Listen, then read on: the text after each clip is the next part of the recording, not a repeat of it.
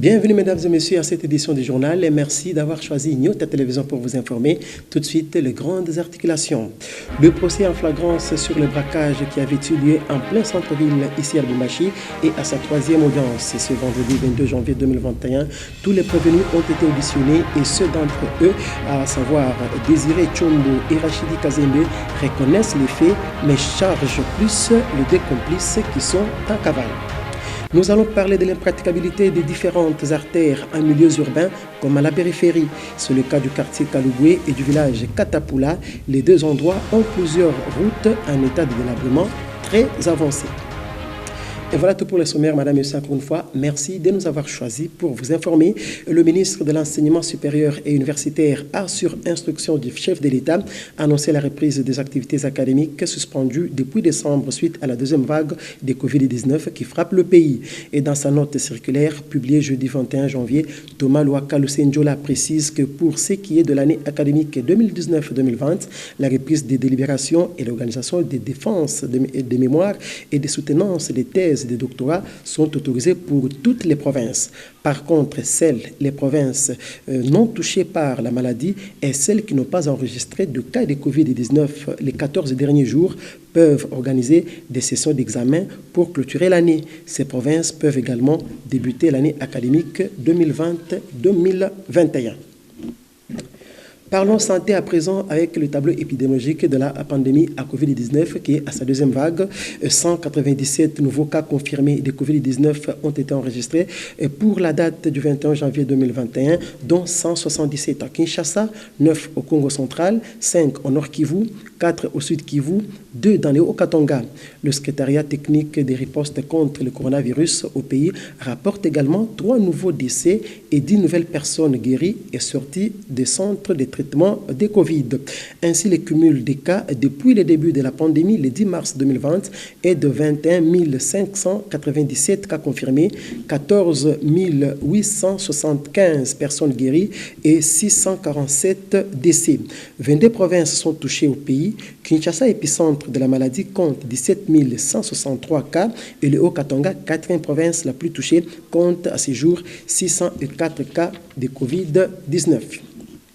Je le disais à l'entame de cette édition, ils sont poursuivis pour association des malfaiteurs, tentative de meurtre, détention illégale d'armes et violation des consignes. Les 4 présumés bandits à main armée, auteurs du braquage qui a eu lieu en plein centre-ville ici à Lubumbashi, il y a de cela près de 2 semaines. Ce procès en flagrance se déroule dans l'enceinte du bâtiment du 30 juin et est présidé par le juge du tribunal militaire garnison de Lubumbashi. La cause a été renvoyée à lundi 25 janvier 2021. Suivez ce reportage. C'est par l'audition des prévenus qu'a débuté la 3e audience du procès en flagrance sur le braquage d'un changeur de monnaie à Lubumbashi. Le ministère public s'est adressé au prévenu Rachidi Kazembe pour savoir le rôle qu'il avait joué dans ce braquage et combien a-t-il reçu.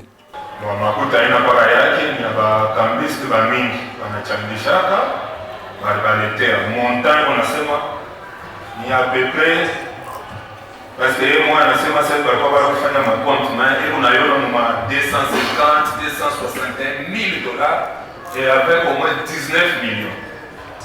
Mais on a tombé à 7 000, pour le calculer, 7 000, 7 000. Wakati yenyewe tulimaliza kufanya ile kazi, niye nenda kudeposa njogo, wakanipatia ile 7 000 yangu yenye nilisema na ile mafuta njo makuta walinipa. Il reconnaît avoir reçu des mains du commissaire principal Dona Atuena juste une arme. Mais il est tout de suite contredit par le renseignant Doudou qui parle de 4 armes AK découvertes dans le coffre de son véhicule. Nous sommes descendus ensemble avec lui et nous avons perquisitionné, nous avons constaté ensemble avec lui, avec son épouse, Madame Bahati. Et au moment qu'on a découvert ces effets, tous les effets ici sont venus de chez lui. Et les 4 armes dont il fait allusion se retrouvaient au coffre du véhicule. Tous les prévenus, à savoir Désiré Tshombo, Rachidi Kazembe, Dona Atuena et Bahati Foura, étaient assistés de leur conseil face à la partie civile Chimpanga Mwana Emmanuel. Et dans leur déposition, les prévenus ont chargé Seydou et Doudou, leurs complices, qui courent toujours. Le quartier Kaloué, situé dans la commune de Lubumbashi, a plus de routes impraticables que celles dites accessibles. Et depuis le début de la saison de pluie, la détérioration s'aggrave. Bien sûr à très grande vitesse et les plaintes de la population s'allongent, mais sans succès. Jusque-là, le constat a été fait par Galor Chamba. Sur la majorité des artères au quartier Kaloué, l'image est presque la même. De bains de cochons en pleine surface de la voirie. Le manque de canalisation serait la cause de cet état des choses.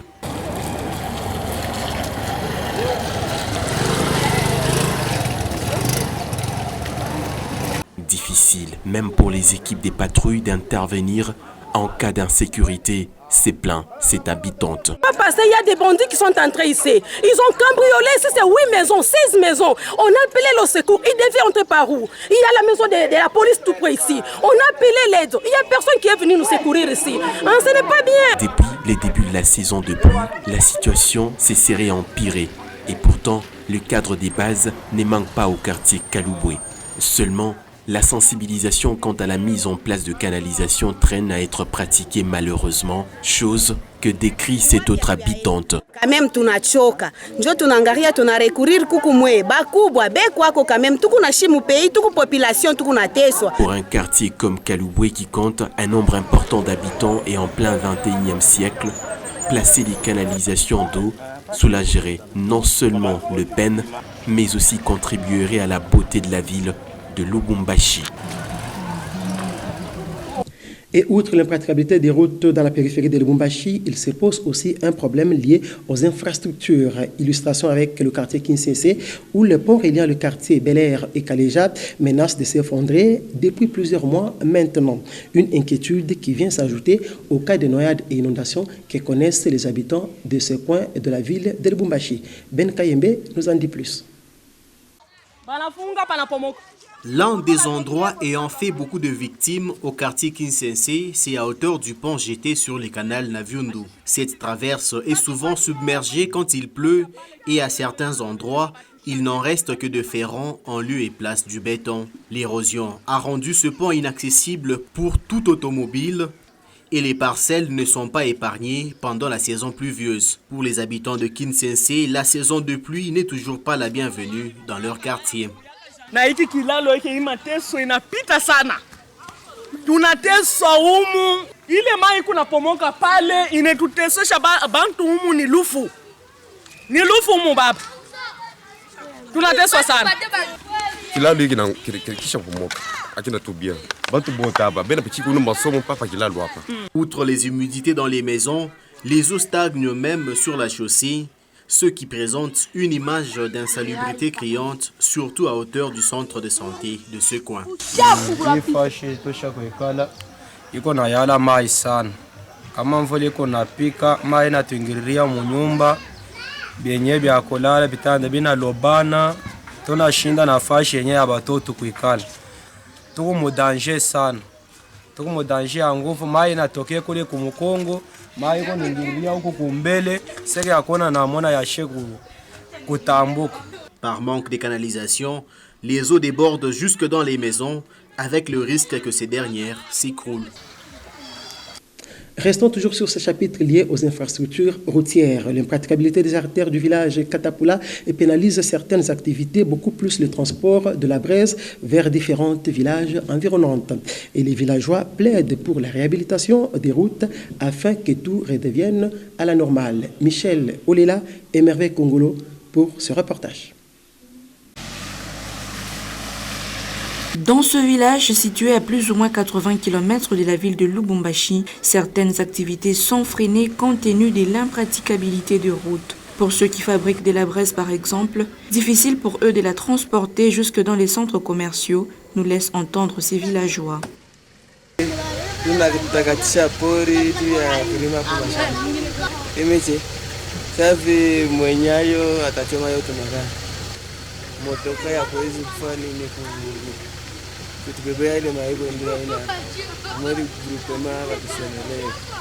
En dépit de cette situation, certains habitants des Katapula continuent leurs activités, y compris la fabrication de la braise, avec l'unique espoir de voir les artères être réhabilitées dans les jours à venir.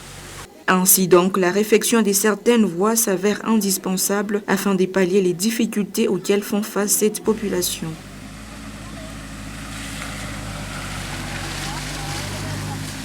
Et nous ouvrons la page des sports dans cette édition du journal. Au championnat d'Afrique des Nations, les léopards de la RDC et les chevaliers de la Méditerranée de la Libye s'étaient séparés sur un score d'un but partout. Les poulains du coach Pamphile Miayo étaient menés de la 5e minute de la première période. Ils ont réagi dans les temps additionnels. Résumé. Au diable, ces Libyens vont la voir mauvaise. Victime parfaite d'un zomboli soir divin. Instant d'un miraculeux. Nous sommes dans les arrêts de jeu du match, quand tout le monde était perdu au milieu de nulle part. Les dieux du football congolais vont entendre les cris des milliers des supporters des léopards. Sur un but d'OVNI, un missile téléguidé envoyé avec une puissance maximale nettoie la lucarne du gardien libyen. Massassi, joueur de l'ASV Club, a montré qu'il est la voie et le chemin, tel un messie qui évite à la RDC une fin de la partie tragique.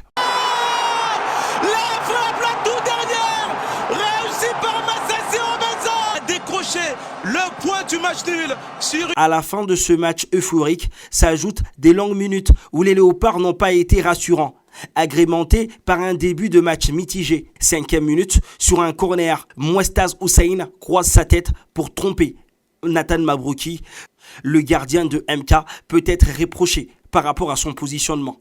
Ça fait 1-0 pour les chevaliers de la Méditerranée. Des chevaliers de la Méditerranée, et c'est Mouetaz Al-Mari qui est monté beaucoup plus haut que tout le monde. Les Libyens dans cette première période jouent les contres, sans trop laisser d'espace aux Congolais. Les léopards vont se retrouver sur l'une de leurs rares combinaisons dans ce match. Amédée Massassi pour Fiston Kalala Mayele, le second pour le premier. Dans une défense porose des Libyens, Massassi voit son ballon repoussé par le montant gauche. Le poteau qui s'interpose face à cette... Entre espoir et souffrance, la RDC s'en est remis au talent des Massassi sur cette frappe limpide. Le Moscovite permet au pays d'avoir un pied en quart de finale de ce championnat d'Afrique des Nations du Cameroun. Le point du match nul sur une gauche assez exceptionnelle. C'est exceptionnel cette tentative réussie. Mesdames et messieurs, je vous convie à présent à suivre notre rubrique Lu pour vous. Lu pour vous, il s'agit de condenser des articles contenus dans le journal La République qui paraît à Kinshasa. Lu pour vous, c'est dans une présentation et lecture de Pascal Mwangala.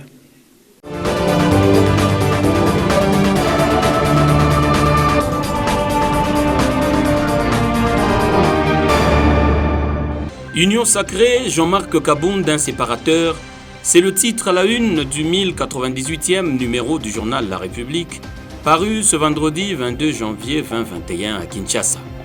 Bienvenue, mesdames et messieurs, à votre Lu pour vous sur votre chaîne.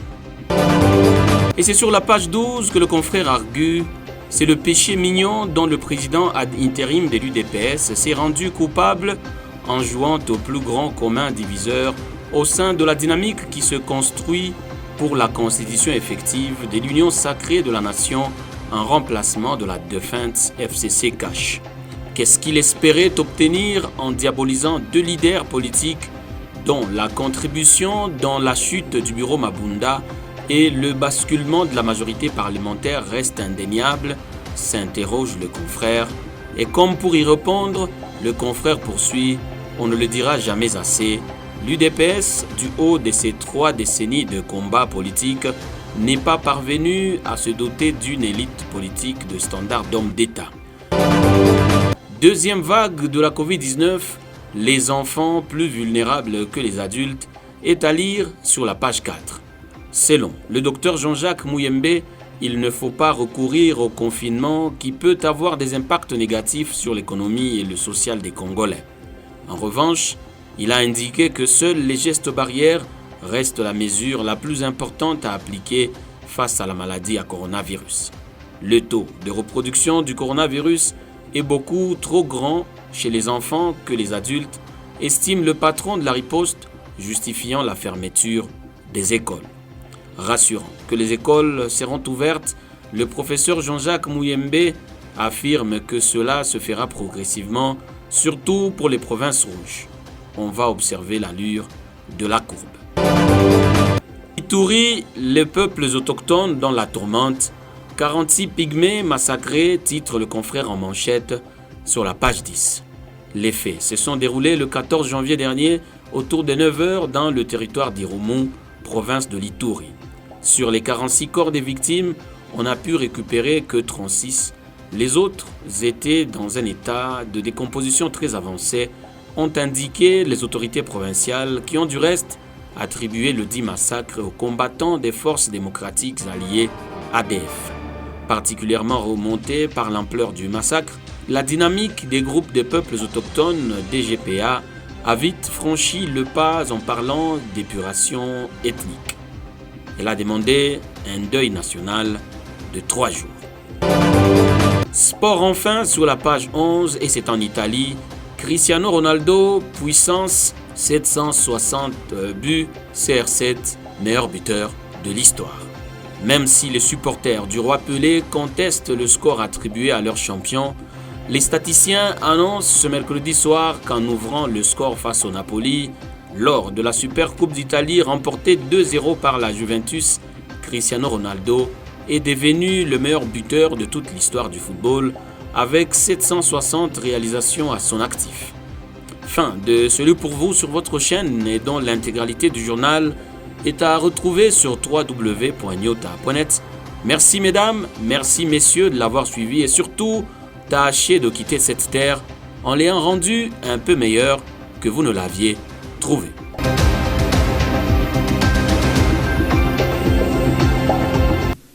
Et voilà, madame, messieurs, c'est par cette rubrique que le pour vous qui prend fin ce journal. Et merci donc de l'avoir suivi. La deuxième vague de la Covid-19 est plus virulente que la première. La prudence reste donc démise. Continuez à observer des mesures barrières pour vous protéger et protéger aussi les autres. Merci et au revoir.